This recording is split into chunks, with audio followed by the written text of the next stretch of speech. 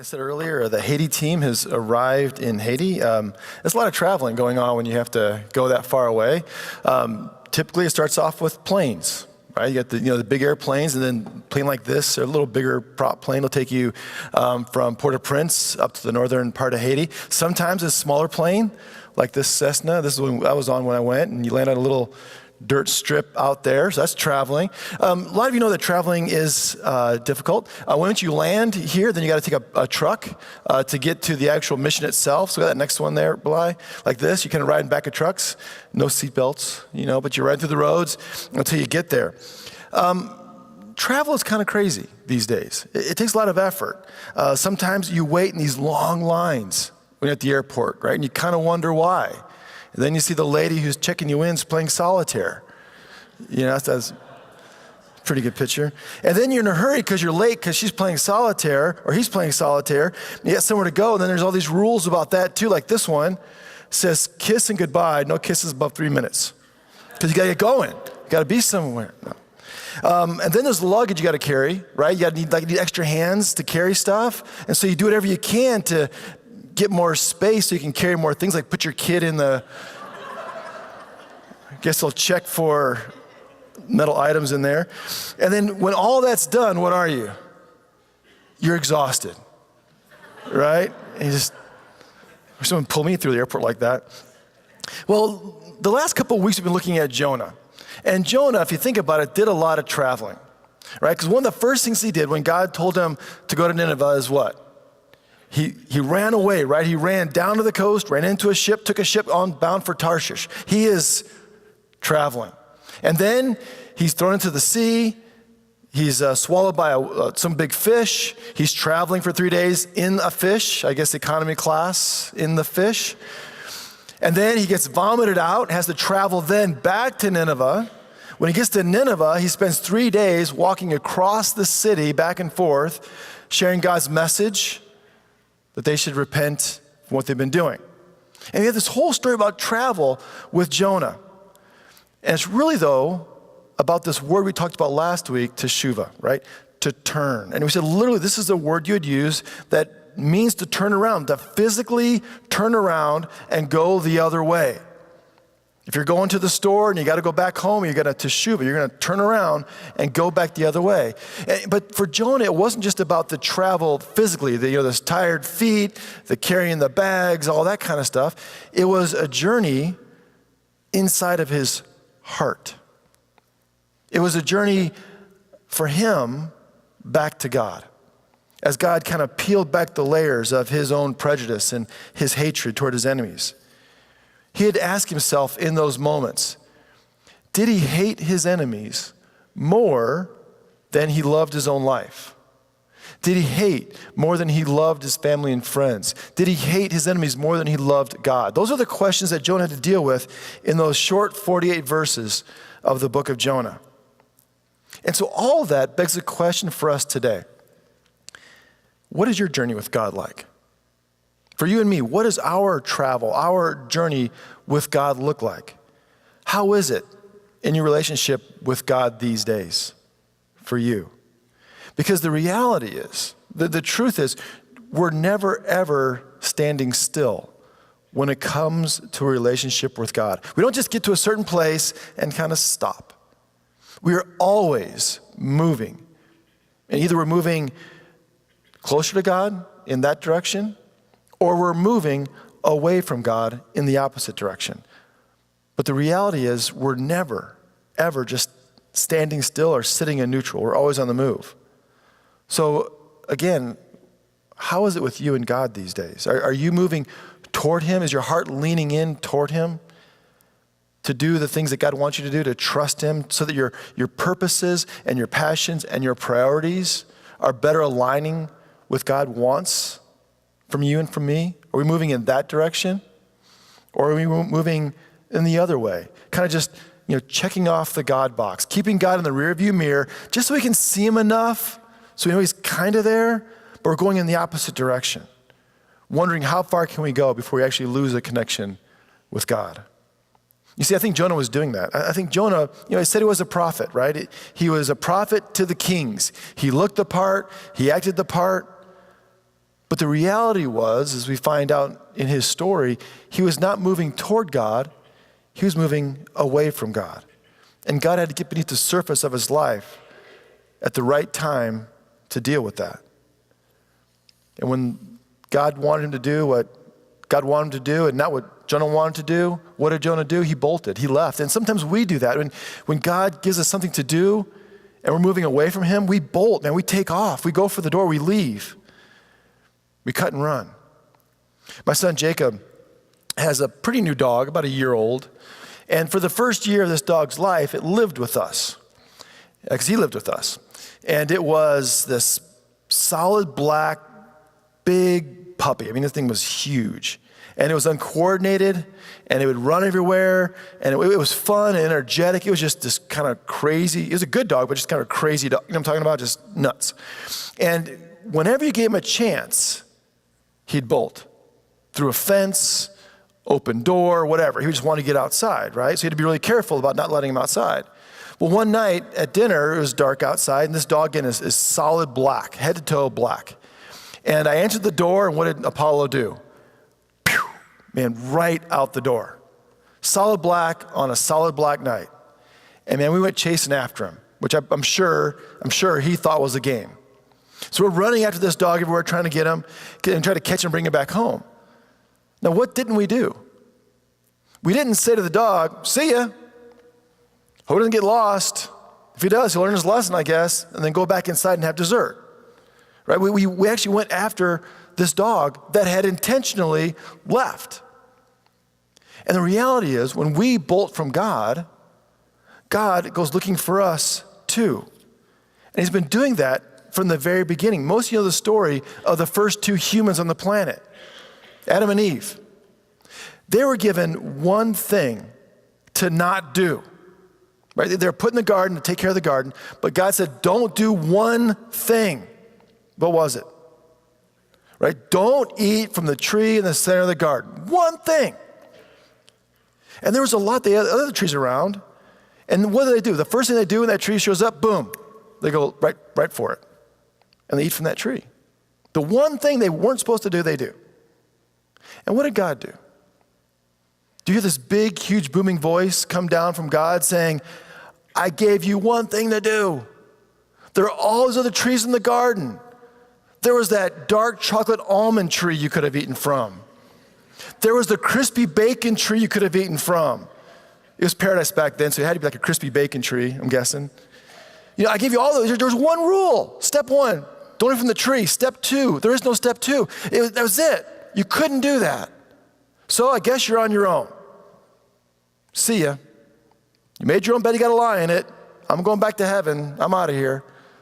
We don't get that. Instead, look what happens in Genesis chapter 3. Adam and Eve have run to hide in the bushes, to hide from God, because God has shown up. And it says in verse 8, and the Lord God called to the man and said to him, where are you? Look, this is not a where's Waldo question.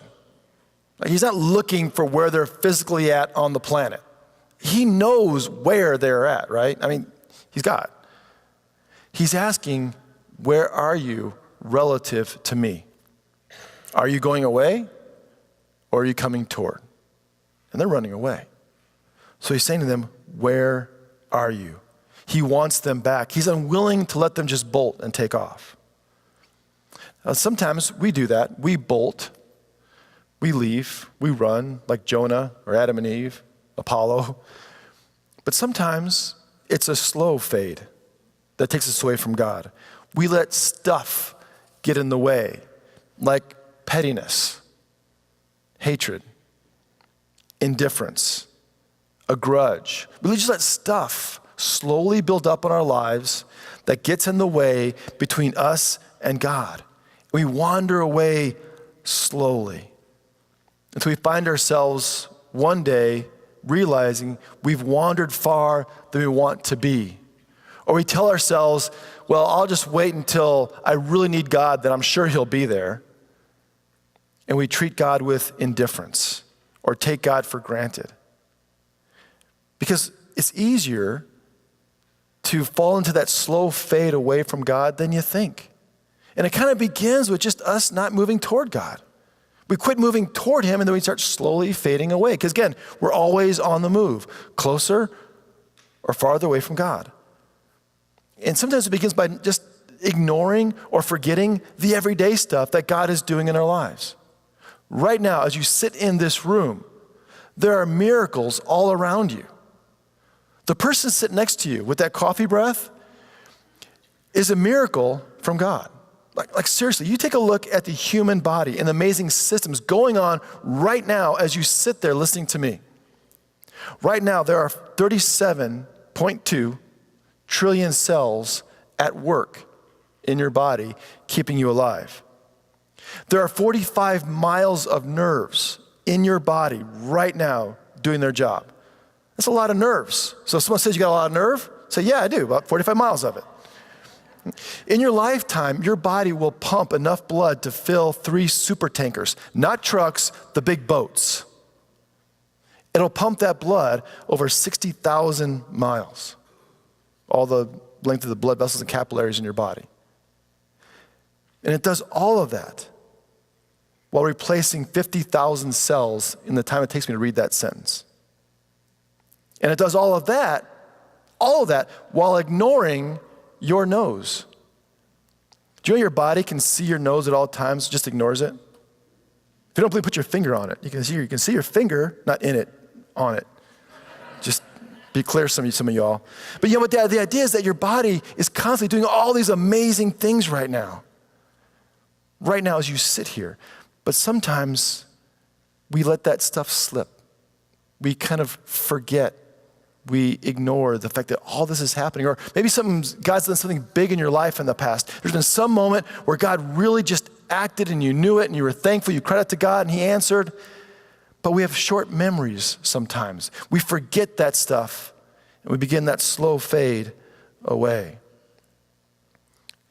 Take advantage of the miracles around you. Don't ignore the miracles of life that's going on right now. In fact, when you look at our bodies and how the world came together, it didn't take an electron microscope to figure it out. In Psalm 139:14, it says this, I praise you, for I am fearfully and wonderfully made. God, who put the galaxies and the stars into space, who made the DNA helix, who did all that stuff, knows you by name and the number of hairs on your head and cares about us. But again, it's easy to forget that sometimes. And that's where that slow fade begins. There's a person in the Bible who kind of encapsulates that, a story from the high seas in the book of Exodus. And the story begins with the Israelites becoming a nation. So you had Abraham, and he had children. Well, eventually those kids go down into Egypt. They spend 400 years in Egypt. And some point in that 400 years, they become enslaved to the Egyptians. And they begin building the Egyptian cities as slaves and a persecuted people. Until one day God decides the time is right, and he sends an 80-year-old Moses to go to Egypt to confront Pharaoh and to rescue his people. Right, the story of the Exodus.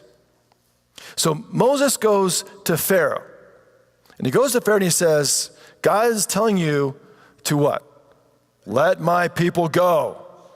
And Pharaoh says, no problem. Just listen where you left off. We'll get back to work. We'll finish the work. No problem, right? No, he says, no, it's not going to happen. And then God sends these plagues, these 10 plagues. And they're all kind of strange, right? You got Nile to blood, frogs that come up out of the Nile, and then they die, they croak. Gnats, flies in your soup, dead livestock, boils, hail, locust, all they kind of seem kind of random. Like, why would these be the plagues? Well, part of what God's doing with Pharaoh is he's showing him who he is. Because a lot of the Egyptian gods, the pantheon of the Egyptians, were represented by these things. The Nile was a god. Hecate was a frog god. Darkness was against the god Ra of the Egyptians. And so what's happening is God's saying to the Egyptians, oh yeah, you worship the sun? Yeah, I made that, and I'll turn it off. Right? You worship the Nile? Okay, well, I'll turn it to blood. I mean, it's kind of like God is saying, look who you're dealing with. What's interesting about Pharaoh, though, is he has like short-term amnesia about this stuff. And something else. Are these just for Pharaoh? Are these just to punish the Egyptians? No. Who else should be paying attention to this? The Israelites. Right? They should be paying attention too, because when they leave Egypt, it's not because they're sparkling personality. It's not because they did something great. It's because God himself is showing up and delivering them. Deliverance isn't just about what you're being delivered from, what you're being delivered to. Who is the God they're being delivered to? Who is this God of creation that can control all these other things? Who is the God who actually cares about us and has come to deliver us? So it's not just for Pharaoh, it's for the Israelites too, which we'll see more in a minute.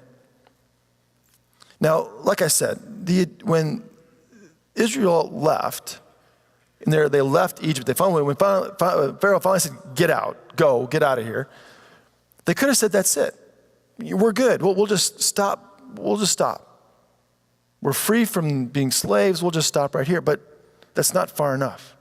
You can't just stop. You either continue to move toward God or begin moving away. You're always on the move of what our relationship looks like with God.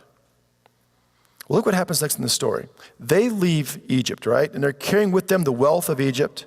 They have God leading them, literally. There's a pillar of fire with them at night and a pillar of smoke during the day. And God is powerful with them in a visible way. Look what happens in Exodus 13. It says, neither the pillar of cloud by day nor the pillar of fire by night left us. It left its place in front of the people. Now, this is where the story gets kind of crazy. So they've left, they've been delivered, everything's good. They're following God with this pillar in front of them. And it says in the Bible they've gone as far as Sukkot, which we think, we're not sure where it's at, but most scholars think it's very, very, very far south, maybe even past the Red Sea. So they're kind of already down in the Sinai Peninsula. When God says, I want you to go back. I want you to go back up into Egypt between the Egyptians and the Red Sea. And then he tells Moses why. Take a look at this, Exodus 14. Pharaoh will say to the Israelites, they're wandering aimlessly in the land. The wilderness has closed in on them. He's going to see them going back and forth, going, they're lost, right? He says, I will harden Pharaoh's heart, and he will pursue them so that I will gain glory for myself over Pharaoh and all his army. The Egyptians shall know that I am the Lord. And they did so.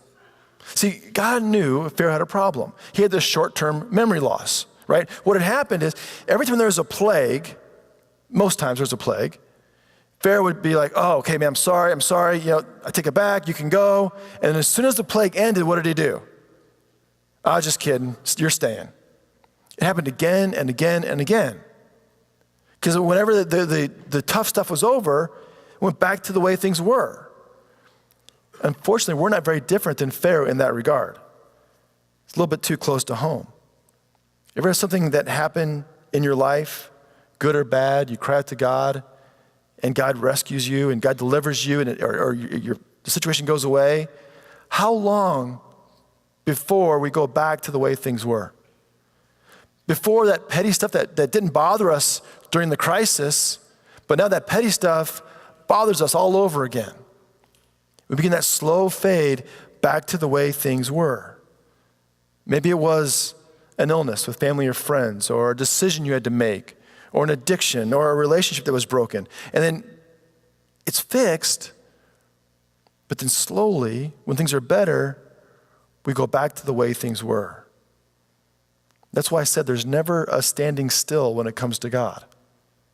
Either we're moving closer or moving away. And it's true for Pharaoh too. After these plagues, he kept on moving back to the way things were. And God knows he's going to do it again. So God's going to use that. God's going to use that to free his people from the Egyptians forever. He's going to use Pharaoh's habit. Because, if you think about it, Pharaoh could have done something. When those plagues happened, he could have went closer to God. He could have he didn't. He kept on going back to the way things were. And God's going to use that. So God sends the people back to Egypt. And Pharaoh does just what God said he'd do. He sees them coming back, and he reacts. Exodus 14:5. When the king of Egypt was told that the people had fled, the minds of Pharaoh and his officials were changed toward the people. And they said, "What have we done, letting Israel leave our service?" So he had his chariot made ready and took his army with him. Again, just to be clear, God set this up. Okay? Again, part of the reason is, with Egypt out of the way, his people could be free at last. That's his plan.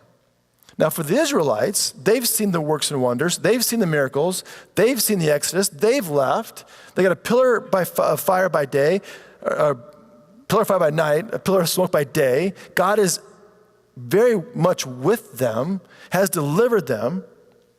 And in fact, it says that they were bold. Take a look at verse 8.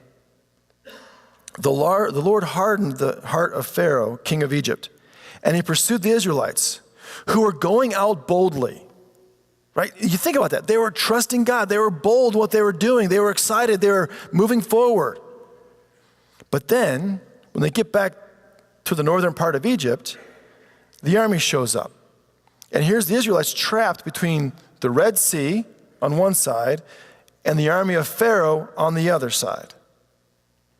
Verse 10. As Pharaoh drew near, the Israelites looked back, and there were the Egyptians advancing on them. In great fear, the Israelites cried out to the Lord. How fast did that change? In one hand, they're bold. It's going really well. 2 verses later, when they see the army of the Egyptians, they're afraid.